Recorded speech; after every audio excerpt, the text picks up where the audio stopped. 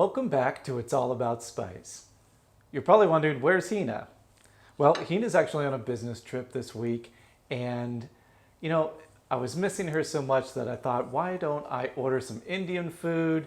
And well, truth be told, it's another way for me to have all the Pani Puri to myself. So, why am I making this video? Well, I thought I would give my non-Indian friends a few tips on what is Indian food, the different kinds of Indian food, and specifically in this video, how to eat Pani Puri. So I'm starting off episode 1 here of my tips on eating Indian food with Pani Puri because that was really one of my first exposures from my wife, who's from India, into the diverse and amazing world of Indian cuisine. Pani Puri is part of a classification of food items called chaat. Basically, that's street food. It's appetizers, it's snacks, it's handhelds. And Pani Puri is one of those famous chaats that resonates throughout India. So as diverse as India is, from the people to the languages to the cuisine, Pani Puri, or as some call it gupchup, is one of those things that can be found in every city and every village around India. And I think it's magical. If you have never tried it, I urge you, I beg you, please go and try some Pani Puri. And just to prove to you that you can have it at home, I ordered this from Uber Eats. It was delivered. It's deconstructed. It's super simple. Let's dig into it. I can't wait. I am so excited. I never get tired of eating Pani Puri. So, what is Pani Puri? Well, other than, like I mentioned, it's a chaat. Pani Puri is, well, the words. Let's start with the words. Pani meaning water, and Puri meaning bread. So, we have these fried, puffed, super thin, paper thin shells of bread. And we have this water. Now, it's not just plain old boring water. This is magical water.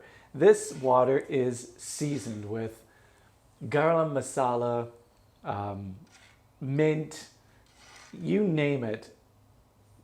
And, everybody's little secrets are in there too. This is the magic behind the Pani Puri, in my opinion. So basically the concept is you take these hollowed, puffed shells of bread and you simply knock a hole in it with your thumb. Okay, knock a little hole in there. Now what I'm going to do is I'm going to take some of the filling, which is a combination of chickpeas and potato, along with some cilantro and some garam masala. For those of you that don't know, masala means spice. It's a blend of spices, warm spices. Garam masala means on the hotter side, spicier spices. So we're just simply going to take a spoonful of the chickpeas and potato and spices. Okay, not too much. You don't need too much. And then I'm simply going to, I'm going to do it the simple way. You can actually immerse this into the water and eat it like that. I'm going to do it with a spoon this time. Okay, so just fill it up. Now you have a few seconds here before the bread portion, the puri, gets a little saturated and will start to fall apart. So don't feel you have to rush. But you don't want to take too much time. Now that's filled with water, almost to the top. Oh. Be ready, okay? This is going to be an explosion.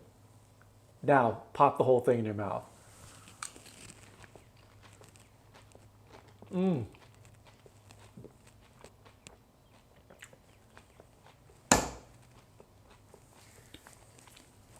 Wow. That's some spicy water. The first one's always a little spicier. Now, woo, that's amazing. Be prepared. A lot of Western people aren't used to having that bite with so much, liquid that's bursting out. Oh, the flavors are just amazing. I can't wait. I have to go back in for another one.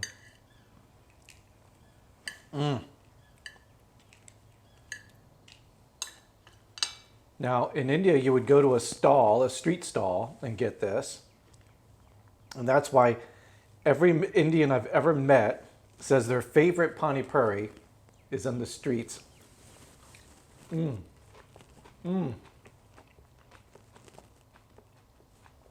Why is that? Well, the pani is replenished in these big pots, and it just has this, professional. The chaat wala, who is the person making it, just knows, and it never really empties out, and the spice is all in there. It's just perfection. The puri, freshly made, so they're nice and crispy and light. When these get a little stale, they start getting a little tender, a little chewy. You don't want that. So, a couple of things in closing here to keep in mind. Not all Indian restaurants here in America make chaat, especially gupchup or pani puri. So make sure you check out your menu. Don't just run to your local restaurant and expect them to have this. Here in Tampa, we even go to a place that specializes in chaat. So see if you have one in your city, your town. Freshness is key, so it's good if you can go there and get it nice and fresh. But if you want to bring it home, don't put it in the fridge. The refrigerator turns these things kind of chewy. You don't want that. While you're eating it, make sure to keep stirring this water to the spices settle at the bottom. So before you make each bite, give it a little stir. Try the sweetened yogurt with it. It helps tone it down if you're not into the super spicy thing.